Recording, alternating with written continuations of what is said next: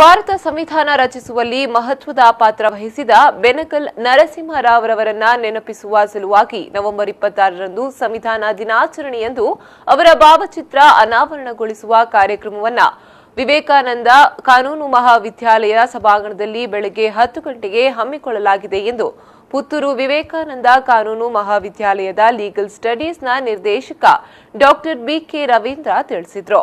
ಅವರು ಪುತ್ತೂರಿನಲ್ಲಿ ಸುದ್ದಿಗೋಷ್ಠಿಯಲ್ಲಿ ಮಾತನಾಡಿ, ಬೆನಗಲ್ ನರಸಿಂಹರಾವ್ ಅವರು ಸಂವಿಧಾನ ರಚನಾ ಸಮಿತಿ ಸದಸ್ಯರಾಗಿ ಅತ್ಯಂತ ಉತ್ತಮ ಕೆಲಸವನ್ನ ಮಾಡಿದ್ದರು. ಸಂವಿಧಾನದ ಸಂಪೂರ್ಣ ಅಧ್ಯಾಯವನ್ನ ಡ್ರಾಫ್ಟ್ ಮಾಡುವಲ್ಲಿ ಅವರ ಪಾತ್ರ ಬಹಳಷ್ಟಿದೆ. ಈ ನಿಟ್ಟಿನಲ್ಲಿ ಅವರನ್ನ ನೆನಪಿಸುವ ಕಾರಣದಿಂದ ನವೆಂಬರ್ 26ರಂದು ಒಂದು ದಿವಸದ ಚರ್ಚಾಗೋಷ್ಠಿಯನ್ನ ಹಮ್ಮಿಕೊಳ್ಳಲಾಗಿದೆ. ಈ ಸಂದರ್ಭ ಕಾಲೇಜಿನಲ್ಲಿ ನೂತನವಾಗಿ ನಿರ್ಮಾಣಗೊಂಡಿರುವ ಅಣುಕು ನ್ಯಾಯಾಲಯದ ಸಭಾಂಗಣದ ಲೋಕಾರ್ಪಣೆ ಕಾರ್ಯಕ್ರಮವು ನಡೆಯಲಿದೆ ಎಂದರು.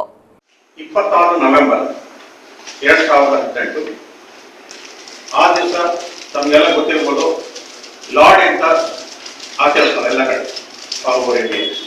ಅದನ್ನ ನಮ್ಮ ಮೋದಿ ಅವರು ಕಾನ್ಸ್ಟಿಟ್ಯೂಷನಲ್ ಡೇ ಅಂತ ಮಾಡಿದ್ದಾರೆ, ಸಂವಿಧಾನ ದಿವಸ ಅಂತ. ಯಾಕೆಂದ್ರೆ ಆ ದಿವಸ ನಮ್ಮ ಸಂವಿಧಾನ ಬಂದಂತ ದಿವಸ 26 ನವೆಂಬರ್ 1949 ಈ ದಿವಸ ನಮಗೆ ಕಾನ್ಸ್ಟಿಟ್ಯೂಷನ್ ರೂಪುಗೊಂಡಿದ್ದು. ಆ ದಿವಸ ನಿಮ್ಗೆಲ್ಲ ಗೊತ್ತಿದೆ, doctor BR Ambedkar was chairman of the constitution assembly. ನಮಗೆ ಸ್ವಾತಂತ್ರ್ಯ ಬಂದ ಮೇಲೆ ಹಲವಾರು ವ್ಯಕ್ತಿಗಳು ಈ ಸಂವಿಧಾನ, ನಮಗೆ ಭಾರತ ಸಂವಿಧಾನ ತಯಾರು ಮಾಡಲಿಕ್ಕೆ ಹಲವಾರು ವ್ಯಕ್ತಿಗಳು ಕಷ್ಟಪಟ್ಟಿದ್ದಾರೆ.